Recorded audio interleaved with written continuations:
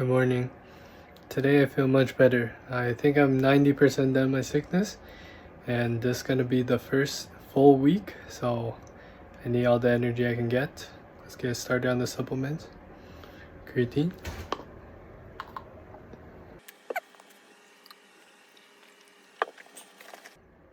Fish oils.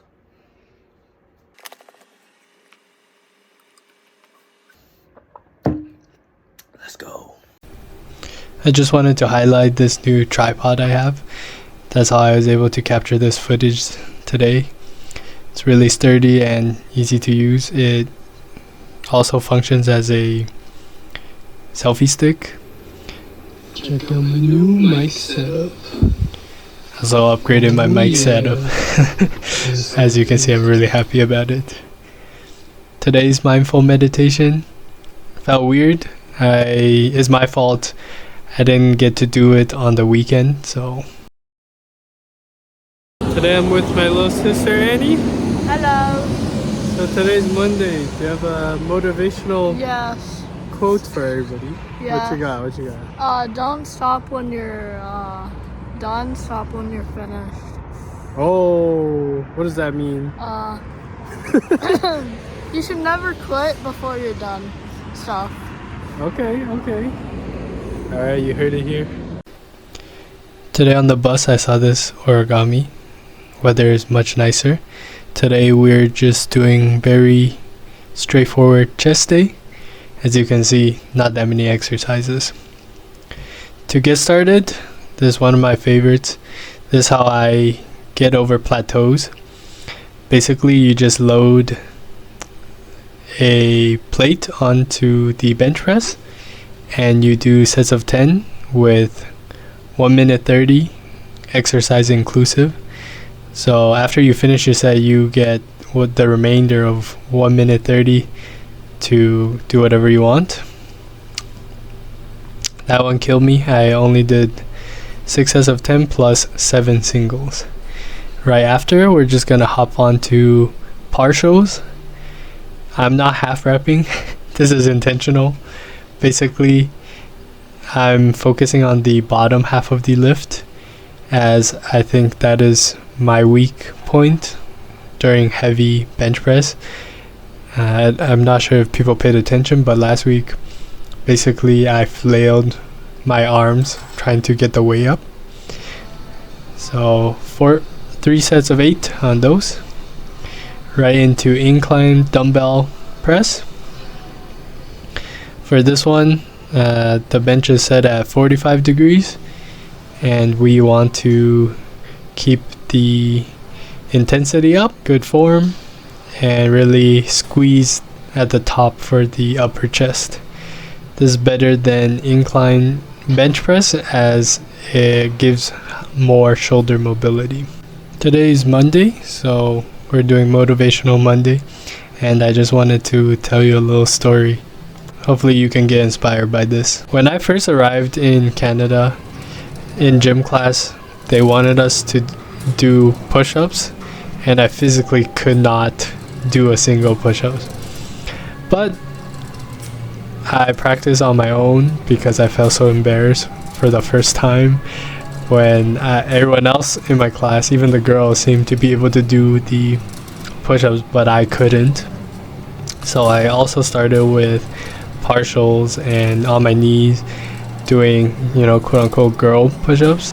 Even though I consider myself a powerlifter slash bodybuilder, I guess my journey started with calisthenics, as those first partials are very important. Essentially, those partials eventually turned into singles into doubles into 4, 5, 6.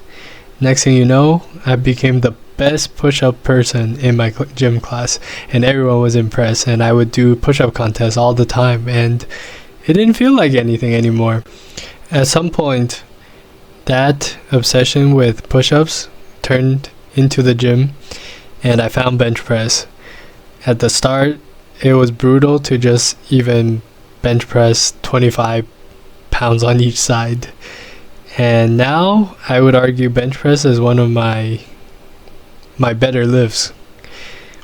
So, word to the wise, everyone starts somewhere, but it takes that special someone to take that first step into improving yourself, right? So I hope you guys enjoyed that motivational story. I hope this inspires you to hit that bench PR. Today we had 7 packages. One of them I had to go drop off at the express office. You didn't see it in my hands. Here's a portfolio update. We made 2 buys today, both in SBBC. I will go into my thesis shortly. I started the position at $1.07, but today I guess markets tanked, so I finished the day with a 400 share buy at $1.02 to lower my average. So here's Simply Better Brands Corp, market cap of 98 mil. Let's just call it 100 million for simplicity and math. This is in Canadian. Some highlights of their performance. In Q3 they did 12.1 mil. Q4 is still yet to be released, sometime closer to end of April, start of May.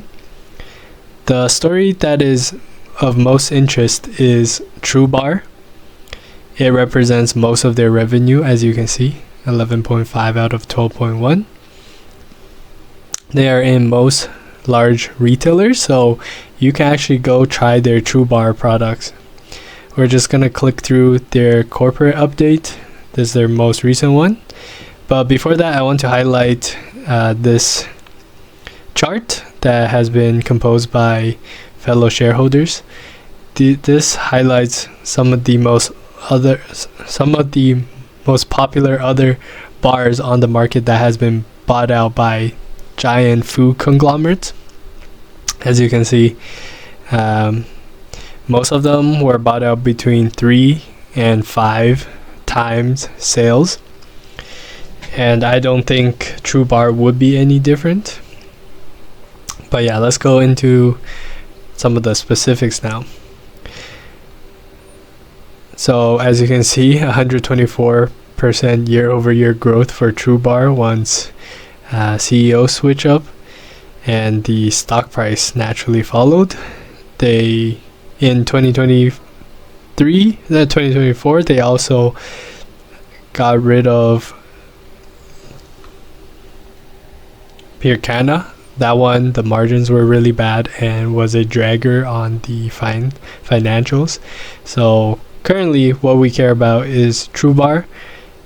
The 2024 year-end financial highlights projected revenue of 45 to 50 million. So going back to the chart, if we apply a 4x multiple, that would mean right now SBBC should be trading at 200 million compared to the 100 million that is currently sitting at, assuming that that's all the growth and they get bought out immediately.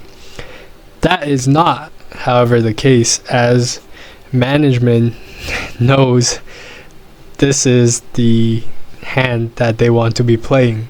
So they are going to be scaling revenues as fast as they can.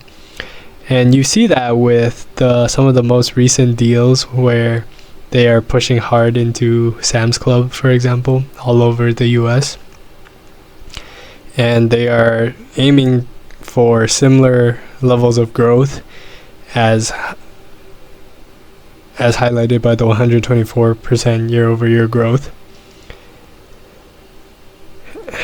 Right here you see that they have done limited capital investment and the brand still grew like crazy.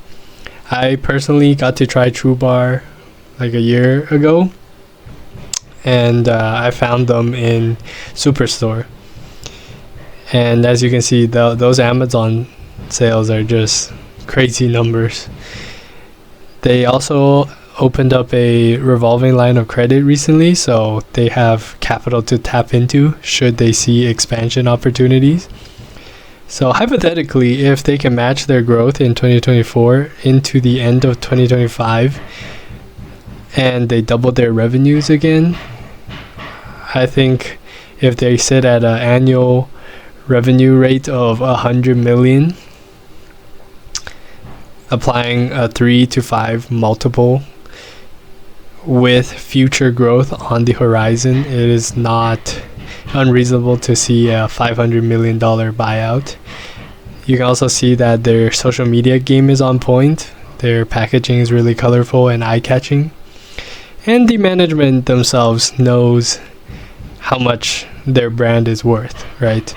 They, in their own slide deck, they put Cliff Bar, RX Bar, and you see the deal value at the end of the day. So this investment is pretty simple to follow. Basically, right now we are trading at 2x multiple, where it should be closer to 4. So that represents, double. And assuming even more growth in 2024, you can only imagine where the stock price could theoretically go should a buyout approach. And I think as the chance of a buyout comes closer and closer, the stock price will naturally reflect the probability of a buyout on the horizon. For me, this one's very simple, long-term buy and hold. I think in 2025, they are going to keep growing. In the meantime, the pros are pretty self-explanatory.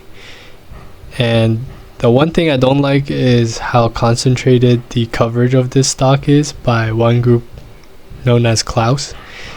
You guys can do your own research. They orchestrated the recent price movement, and it's just something to be wary of. But yeah, that is my position in SBBC. I will be back tomorrow for Tea Time Tuesday. So thanks for watching, guys. Bye bye.